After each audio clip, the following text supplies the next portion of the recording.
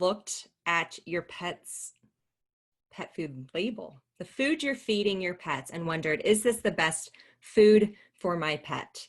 Have you honestly looked at the ingredient list of your pet food? Have you ever felt like maybe these aren't the best ingredients for my dog or my cat? And then you asked your vet about it and they said, nope, this is the best food, guaranteed.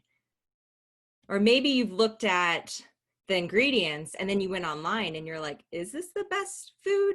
And you've read all sorts of different opinions about grains, grain-free, synthetic vitamins, other ingredients, and you're just so lost. That's what we're talking about today. We're talking about how to spruce up your pet's food, dogs and cats. I'm Dr. Katie Woodley, the natural pet doctor. This is our weekly coffee talk with the doc, and we're going to take a deep dive into some of those ingredients that might be on that ingredient list of the current pet food that you're feeding. And we're also going to talk about how you can increase the nutrients, the phytonutrients, and all good things for your pets. So let's take a deep dive. As always, with everyone joining here live, I truly appreciate it. I love that you're here on a Saturday morning. Post your questions in the comments if you're following us on Zoom in the Q&A box, and we'll answer those as we go along. All right, so first things first, where do we start when we're analyzing our pet's food? We're gonna look at the ingredient list. Yes, I want you to grab that food. So if you're with us right now and you're watching this and you're close to your kitchen, grab your pet's food that you're currently feeding, because I want you to go through some of the things that we're gonna talk about so you can actually assess like, oh my gosh, that's in my pet's food and I had no idea. So go grab that food and let's talk about some of the key factors you want to be assessing for your pets starting today.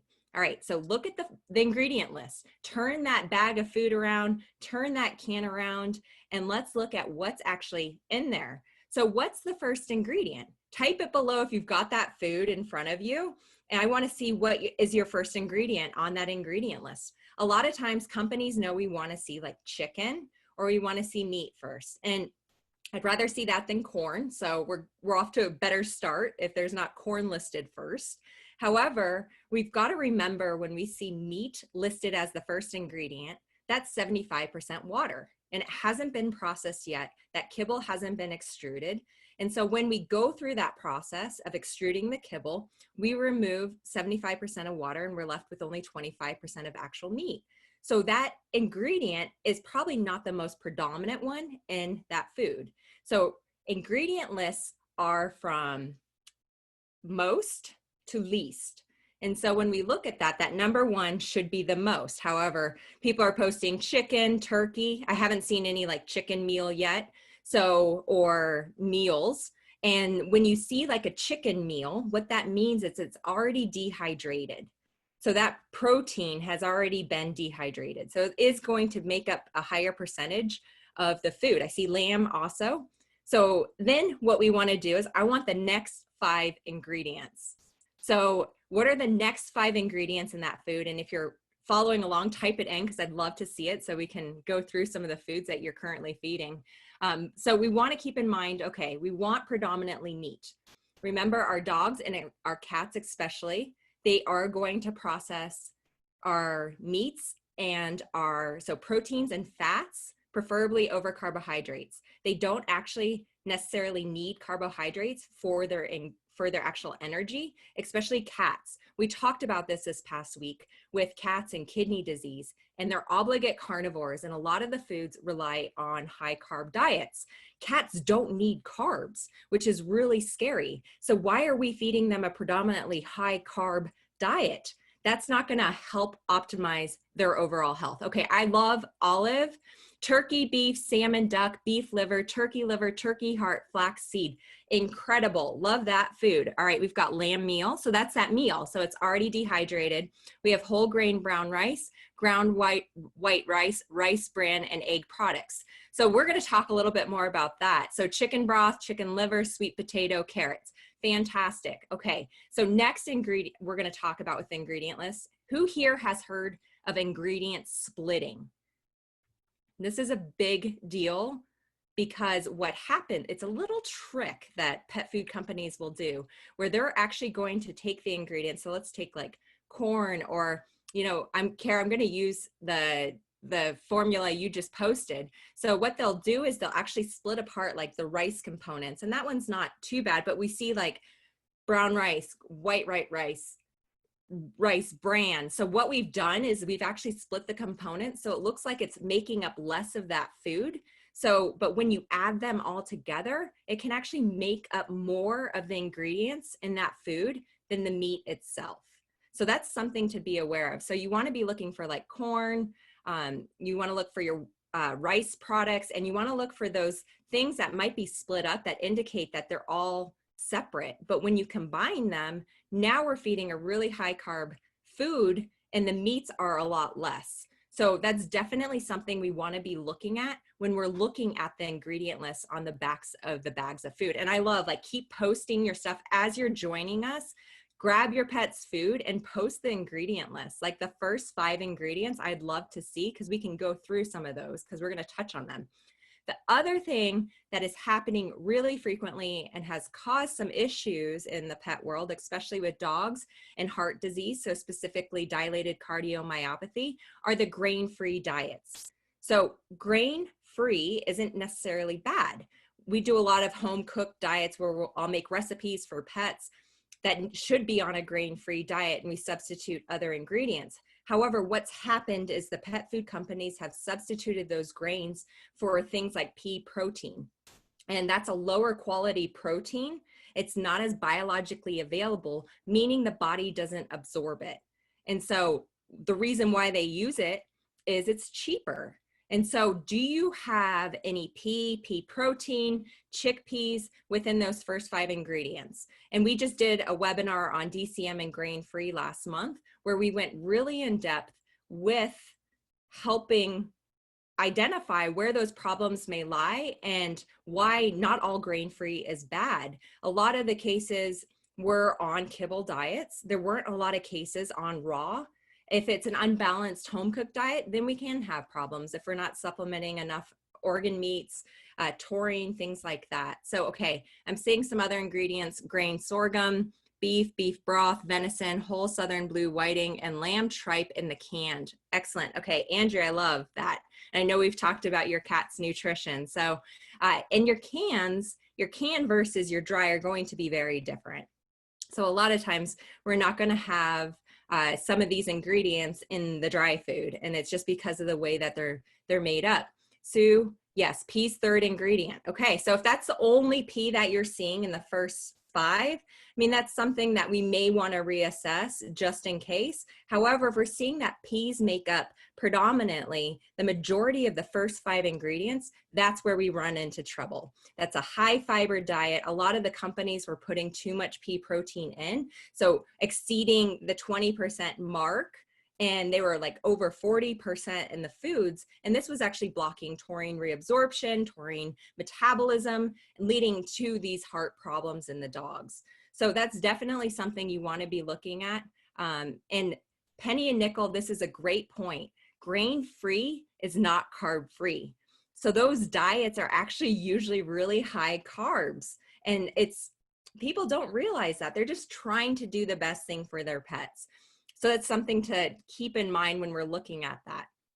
Salt rule. Who's heard of the salt rule? If you've been following me on social media, you know the salt rule.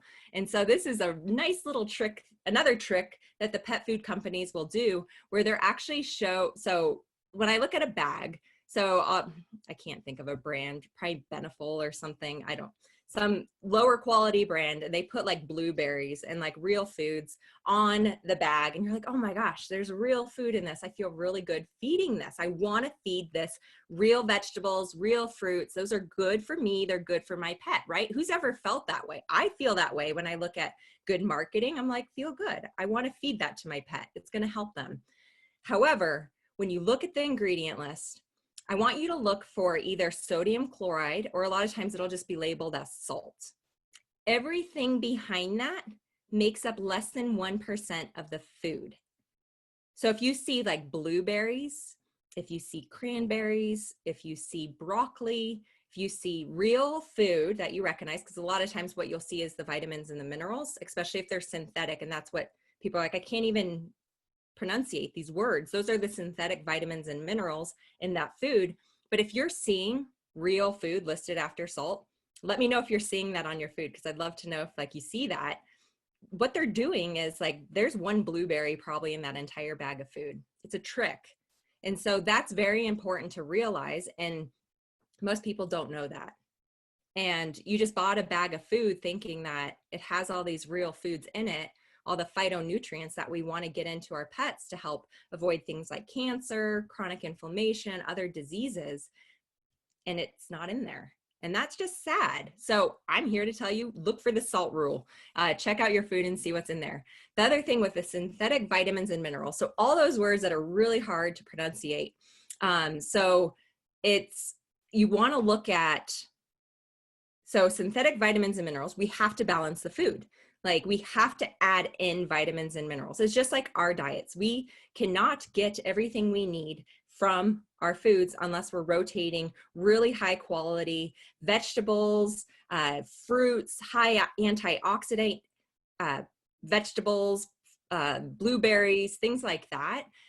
And the reason why is the way we've extensively farmed is we've actually depleted the soils of those nutrients. And so even the really good foods are depleted. So that's why we want to rotate in vegetables and organ meats and things like that. So when you see a lot of those foods, so Olive posted, you know, turkey, beef, salmon, duck, beef liver, turkey heart, what that company is doing is they are using the organ meats as the vitamins and minerals for that food. And so you still may see some synthetic ingredients, but it'll be a lot less. And I like when I see that for companies. And also one of the things we're looking for is AFCO. It shows that we can feed this. It's hitting the minimum requirements. It doesn't mean that it's optimal requirements, but rotating these different organ meats in is going to provide those vitamins and minerals in that food. All of you also mentioned pea protein is my 11th ingredient, but it's only pea ingredient, so you're fine. Like that's further down. And peas, there are peas that are, when we don't use it overabundantly in the food, it is a good source of things like lysine, and depending on like what types of peas we're using. Now, we're going to go into GMOs a little bit at the end. So I'll come back to when we're talking about peas, but I want to mention something easy, something that you can start right now today. And if you are already implementing this, I want to hear what you're adding in, but this is such an easy thing that people can do. So whether you're feeding kibble, whether you're feeding canned, there's always a way that we can optimize and improve the diet. If you have to feed kibble, that's okay. I mean, a lot of people are super busy right now, especially with the way things are, going back to homeschooling children, and you may not have time to do a balanced home-cooked diet, or if your dog weighs 100 pounds, feeding raw may not be in the budget right now, and that's okay. So we can always look at these tips and tricks to optimize your pet's food so that we're feeding the best kibble or feeding the best canned food that we possibly can. So when we add fresh veggies and fruits, that's a way for us to add in those phytonutrients, add in those extra vitamins and minerals, and help optimize the diet. Now, I said at the very beginning, dogs and cats especially don't need these in their diet. They technically don't, but the reason why we add them in is for the extra benefits for the phytonutrients. Because when we add in broccoli, it's a high sulfur vegetable. We can actually, there's studies that show it helps prevent bladder cancer in the long run. There's studies that show that we can reduce the cancer risk by 90% by adding in leafy greens at least 3 times a week. That is powerful, and that is easy. Like, you're cooking for yourself. Hopefully you're not eating processed takeout foods every night. And if you are, start adding in some of these vegetables to optimize your overall health too, because you can benefit from it. Your pets can benefit from it. So take a mixture of leafy greens, so spinach, adding in romaine lettuce. You can do kale. Now, if your pet's prone to kidney stones or other urinary issues, make sure you're working with your vet or someone that can formulate, and make sure that you're not adding in too many oxalates or things like that that may lead to to problems down the road. But for the most part, your pet's healthy. Adding in blueberries is a great antioxidant. I love blueberries. It's a nice way to give them a frozen treat. Adding in canned unsweetened pumpkin. It's a great source of magnesium. It's a great source of fiber. It helps support the gut health. And it gives the extra phytonutrients to your pet. Now, the key thing with vegetables and fruits is we need to do organic if possible. And that's because we don't want to add in the pesticides and other chemicals and things like that to our pet's body. Now, if you can't get organic, go through that dirty dozen list. I think I have it posted on one of my blog posts on the naturalpetdoctor.com. So check that out. Or you could type it in. It's the same dirty dozen list for us. And those are the fruits and vegetables that are sprayed the most heavily with pesticides. Those are the ones that you definitely need to be doing as organic. So if you can't do all organic due to cost, that's okay. Just make sure that your dirty dozen are always going to be organic. And I love this, Dina. Thank you for sharing. I supplement with steamed frozen broccoli, cauliflower, and carrots several times a week, or leftover fresh veggies. That is great. So you can actually use frozen vegetables, make your life easier. If you don't have time to prepare foods, grab a bag of frozen vegetables. And the nice thing with the frozen vegetables is when they're frozen, it actually keeps a lot of those nutrients in. So they're not degrading over time or as quickly. They do over time, but not as quickly as fresh food. Typically, these vegetables and the fruits are also going to add live enzymes into that pet's body. It's going to support overall gut health. So there's a lot of great ways to do that. And you know, you don't have to go crazy if you can't. That's fine. But starting to add in carrots, broccoli, leafy greens, Brussels sprouts, whatever's in season, use those. So whatever's cheapest at the grocery store, organic if you can, that'll be really beneficial for your pet's health. And then rotating your foods. So this is a big one. And a lot of people are afraid to rotate brands, rotate proteins. Now, if your pet's prone to allergies, prone to GI upset, we have to be a bit careful with this, because then we can lead to diarrhea, loose stool. We might flare up the allergies. And I work with a lot of patients that have allergies and they're on a great food. We just make sure it's balanced and we're supplementing with certain things to make sure we're fitting in those missing ingredients. Now, the biggest thing that when we're rotating, I say this, especially if they're on a kibble diet, because if something is missing or lower in that brand of food that you are feeding, you're going to hopefully help replace that with a different brand, because they're supplementing different vitamins, minerals, whether it's synthetic, whether they have organ meats in there. So you're going to get a more well-rounded balance with the foods that you're feeding. And a lot of times I've heard pet parents tell me, like, you know, I changed the brand of food and my dog's coat quality increased, and that was the only thing I changed. And that's probably because there was potentially more omega-3 fatty acids in that food, or something, maybe the manganese was low, or iron or copper or something was off, and it was maybe too low for that pet. And so that's why rotating those foods is definitely going to help. So Sherry asked a question, are there fruits or veggies best to help reestablish gut health? So that's where we want to use things like probiotics, or we can use fermented vegetables. Now, you want to start slowly, just like us. If you drink a whole bottle of kombucha, it's usually not a good outcome if you're not used to that, or your gut health isn't used to that. So I also recommend adding in other whole foods like raw goat milk. So that's a great source of digestive enzymes and also those probiotics that are beneficial, using raw because it's not pasteurized and killed. And then goat's milk, because it doesn't create as much of an immune reaction like cow's milk. Cow's milk is really inflammatory to us and our pets. So I avoid it at all costs because it leads to mucus buildup, more inflammation. So if you can find raw goat's milk, so in the States, I know Primal, Answers Pet Food has a fermented product. So they actually have a lot of fermented products, which is really neat. So that can support overall gut health. You can introduce, you know, sauerkraut or cabbage, just small amounts to your dog. Those are safe. Foods that you want to avoid, of course, that are toxic to them, your garlic, your onions. Garlic, I do a little bit of for certain things. And it's safe in low amounts. I don't use it in cats, but for dogs, I will use it if necessary. Your avocado pits, grapes, raisins, you don't want to be adding these into the food because they're toxic to your pets.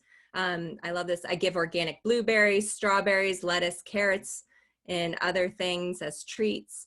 Should it be fed with a kibble? Yes, you can mix it in with a kibble. The other thing that I briefly mentioned with raw goat milk is when we're feeding a kibble diet, put your pet on a digestive enzyme because it's already hard to break down in the body. It's not the most biologically appropriate food. But if you have to feed kibble, like I said, it's okay, but let's get them on a digestive enzyme. So that way that helps break down the proteins, the fats, and the carbs, and your pet is absorbing more of those nutrients. Optigest is one. You can use the raw goat's milk with each meal.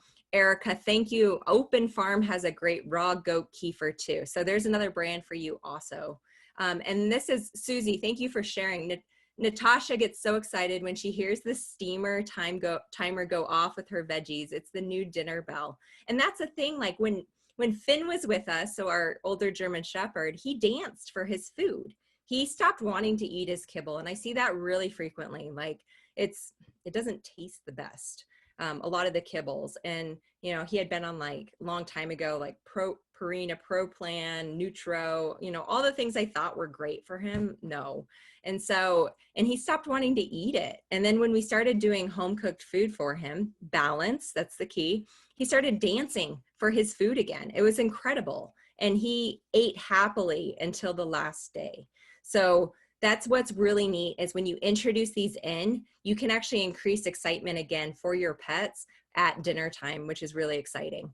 Okay, now we're gonna go into GMOs. So this is something where I alluded to it a little bit with like the peas and pea protein, but we wanna avoid GMO if possible. It's really freaking hard to avoid GMOs. They're everywhere.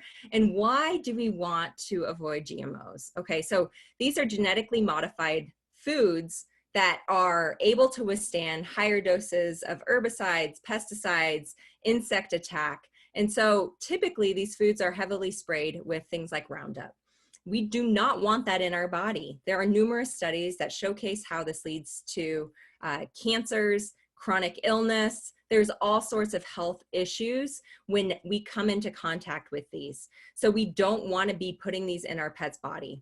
Now, unfortunately, most grains in pet food are going to be a GMO product. So what's really scary is there's actually been a few studies, but there's been one of the studies that showed that the 5th or 6th generation of offspring in lab mice that were offered, so they were offered, here, let me make sure, they were affected by genetically modified food consumed by their ancestors. So what that means, they were not eating GMO food, but they found the residue 5 or 6 generations down from their parents, their ancestors, that were fed GMO foods. Like, oh, that's great. It stays in your body and I pass it on to like my offspring. Fantastic. That's great. So if we were all to get tested, I know in the States, maybe not elsewhere in the world where you maybe don't spray everything and you don't allow GMO products, because a lot of countries don't. And that's what's really scary that we do. I guarantee you, we would probably find Roundup in our body. And that's really scary. So what can we do, right? So this isn't about scaring, it's about giving you tips that you can start implementing right away. So GMO crops, these are going to mainly include things like corn. We're going to go back to soy, so stay tuned, but soy, beets, canola, rice, potatoes, tomatoes, peas, there's peas again, alfalfa. Guess what? Alfalfa is everywhere. They can't even measure it because it's just wild. It's everywhere. It's growing on roadsides. GMO alfalfa. And then we also have beets. So if you still have your food by you, beet pulp is very common in pet foods. So see if beet pulp is on there. Zucchinis are like GMO. Your yellow summer squash is GMO. So these make up the majority of pet food. So who has any of those products, those ingredients in their food? Like, type it in. Like, I mean, we are all here not to shame, but just to educate. Like, we need to know these things because they're so common, especially in dry food. And we just don't know because we're not educated about it. We're not taught about this in vet school. This is because I decided to teach myself and educate. And that's not okay. And that's why we're here to change that. So the thing is too, though, is when we do a home cooked diet, so balance, so we're making sure that we're getting all the vitamins and minerals and nutrients that our dogs or our cats need. So it's not just a matter of putting down meat and vegetables. We need to make sure they're getting those vitamins and minerals so that they're not getting DCM or other health conditions or, you know, vitamin deficiencies. The thing is that meats are GMO too. And the reason why is because, especially in the States, most cows, most livestock, they're being fed grains that are GMO. And so they're eating it and they're absorbing it. Gosh dang it, there it is again. So even when we eat meat, so grocery store meats, GMO. Now, what you can see is a lot of times they'll say it's organic meat, like that's better than nothing, but does it say vegetarian fed? That's the one thing I really miss about living in New Zealand. Like, the animals were on grass. Sometimes they were finished with grains, but we're contaminating our food supply. So that's why we have to support these farmers that are doing things the right way, if we can, or using alternative sources. Now, what do GMOs do in the body? We already talked about they increase cancer risk, inflammation, but why? And the reason why is because they're actually altering the gut bacteria. So they're directly affecting the microbiome. So all those good bacteria that we need in our gut and also in our pet's gut for optimal health, because remember, the immune system is mainly in our gut. And the biggest thing is that when these GMO products are being ingested, it's actually killing those bacteria because they have Roundup or other pesticides on them. And yes, Sue, I've read potatoes could have more than 30 different pesticides. So you need to feed organic. It has to say organic, so it's not being sprayed. And also you can look for the non-GMO labels. Thank goodness there's a lot of companies that are doing the non-GMO project. So that's definitely something you want to look at. Now, listen up. Who here has a pet that has food sensitivities, food allergies, skin sensitivities, skin allergies? One of the most common things that I see in pets today, other than cancer, is skin issues. And one of the main reasons why is because we are destroying the gut microbiome by the foods that we're feeding. So those GMO products, it's leaky gut. It's causing inflammation. It's either a low-grade inflammation or a severe inflammation. And bacteria, food, toxins are all leaking into our pet's bloodstream out of the GI tract when they're normally expelled out in the stool. And where does it go? It causes inflammation. It causes histamine reactions. We get itchy skin. And I see it over and over and over again, especially in a lot of like the Facebook groups. And people are like, I've tried everything. I've changed the food. I've done this. Look for those ingredients on the back of that bag. If you are feeding something that has GMOs in it, that could be the main reason why your pet is not getting better. And that can also be the reason why a lot of these pets get better when we do a really limited ingredient diet. So that's something to be really aware of. Olive, okay, the prescription food Olive was on had, yes, whole grain corn, chicken liver flavor, and dried beet pulp. It's so wild that a GI prescription food has so many fillers. Yes. My cats that I adopted came with prescription foods. First ingredient is corn. We just did a webinar this past week on kidney disease in cats and nutrition.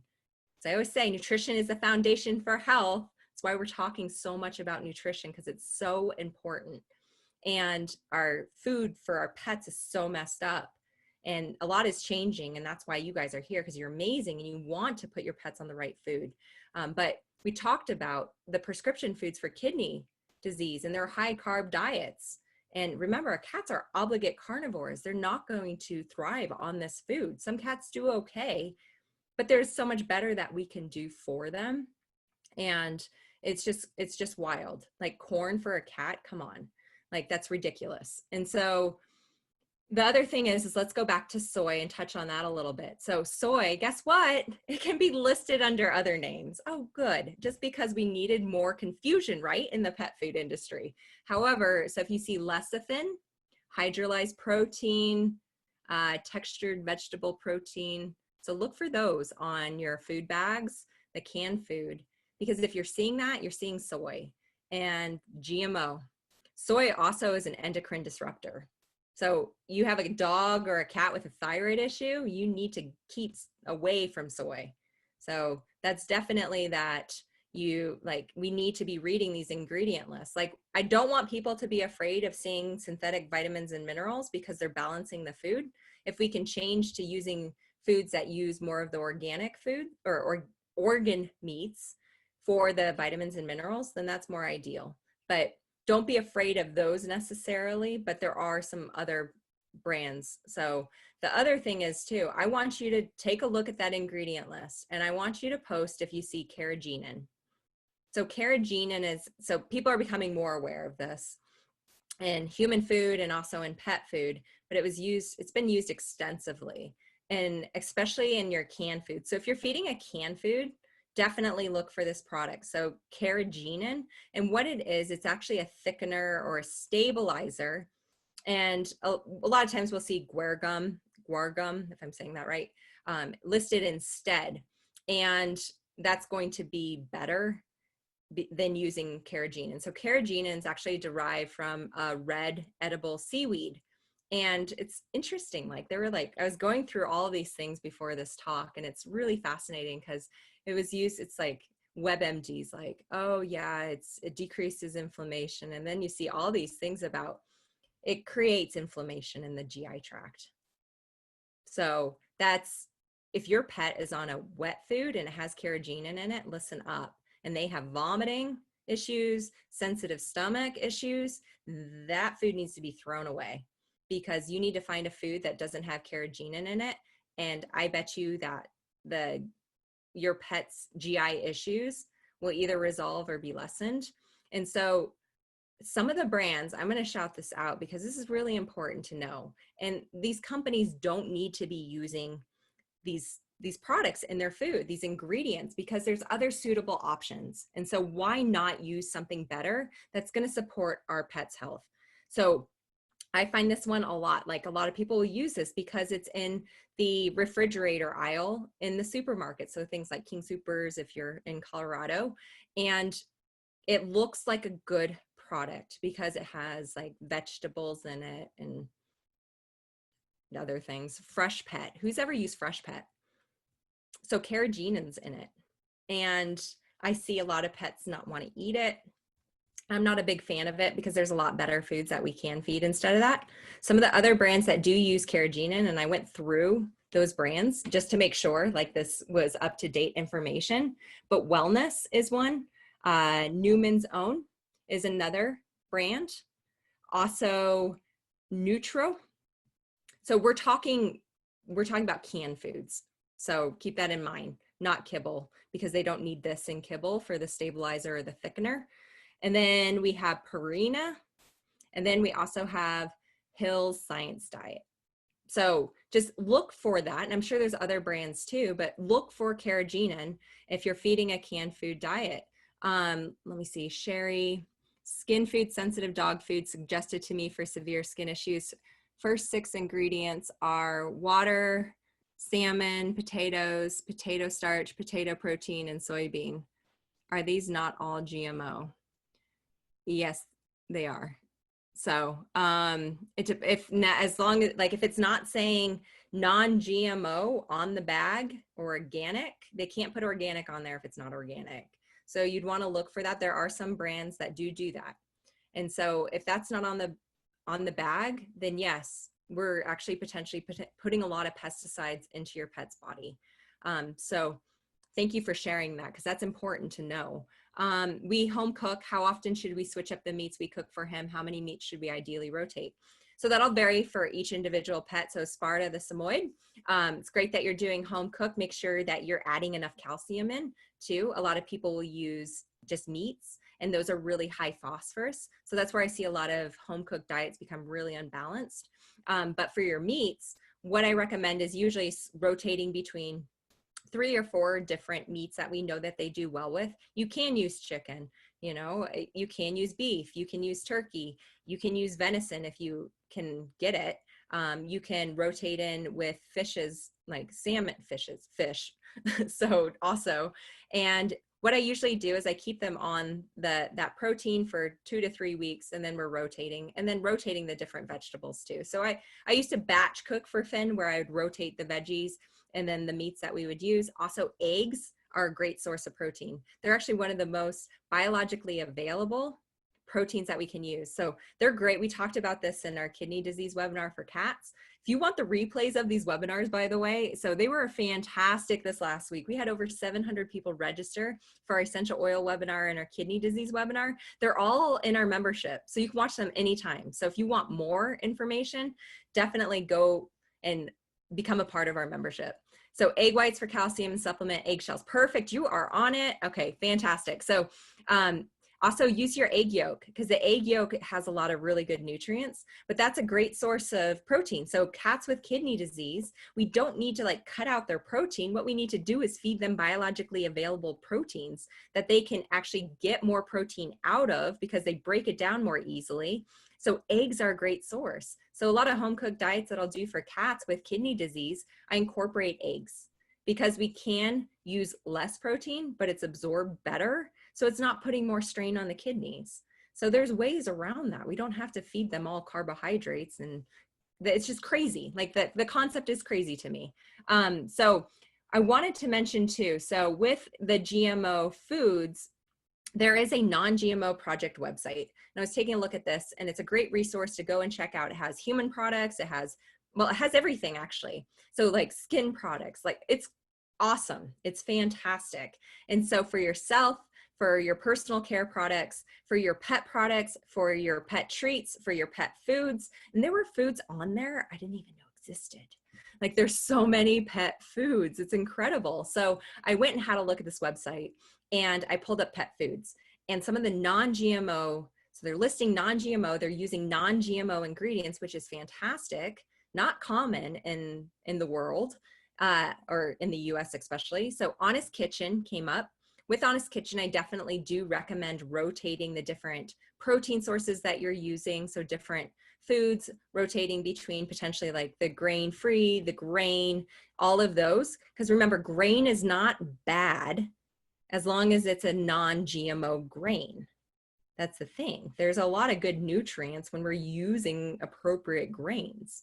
And so, but we want it to be non-GMO, so we're not introducing pesticides into the body. Marty's Meals. So who's heard of Marty's Meals? And I did some research into them, because I was like, I want to make sure, like, if I'm making a recommendation, like this is appropriate. However, they have an animal nutritionist on board, which I love. So seeing that it's not all about just, you know, making food that looks good. People are like, oh, it's real food, like fantastic. And then it's not balanced at all, and pets get really sick on it. But Marty's Meals, they have dog food, they have cat food. It's raw foods, and they use organ meats for the vitamins and minerals, and they tell you to rotate. And that's because they want to rotate the different meats, because there's different vitamins and minerals in the meat composition. So that's why I also recommend rotating in those meats, because if we fed turkey all day long, turkey's low in taurine, it's low in other things or high in certain things, and it's going to be very different chemically in composition than say beef.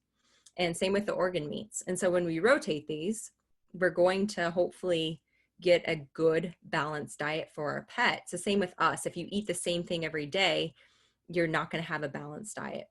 So Marty's Meals is one that you can check out. Not everyone can probably get it. They have, I think they delivered to Boulder. They're in Santa Fe, I believe. I might be wrong, but check out Marty's Meals. Castor and Pollux. So Castor and Pollux actually has some, they're on the non-GMO.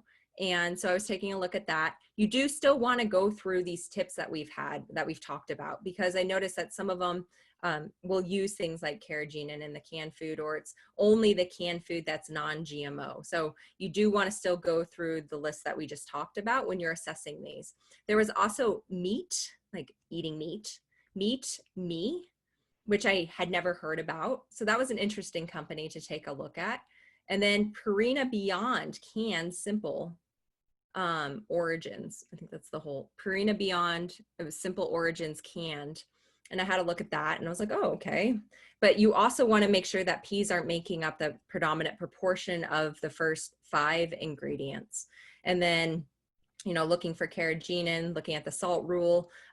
So the ingredient splitting, taking all of those into account when you're looking at foods. But those were some of the brands. For pet treats, I know a lot of people, I have a lot of clients that use Full Moon brand. So Full Moon Jerky was on there also. So, and there were quite a few other pet treat options. So definitely take a look at that non-GMO project. So it's nongmoproject.org is the website. Check that out.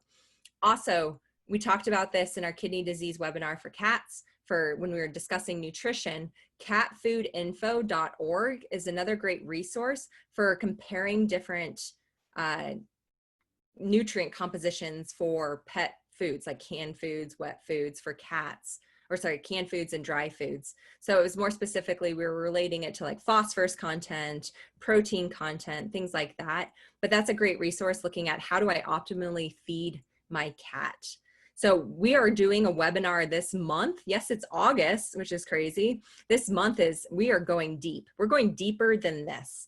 And we're going to be talking about dogs and cats, how to balance a home cooked diet, what to be looking for in those ingredient lists, breaking it down for you into simple, easy steps. And we are going to be talking about grain-free and other things. And it is geared towards dogs and cats, so it will benefit everyone that has a pet. So make sure you register for that webinar at thenaturalpetdoctor.com. Check out, we do these every week live.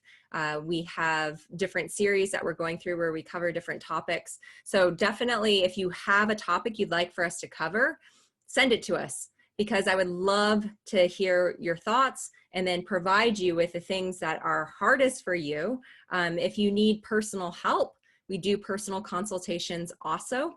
So phone consultations, if you're not in the Northern Colorado region, we're in Fort Collins, I come to you. So I do house consultations for acupuncture, herbal medicine, and nutrition. And we also do nutritional plans. So if you want a balanced home cooked diet, definitely check out our website under shop and you'll see our nutritional plans for dogs or cats.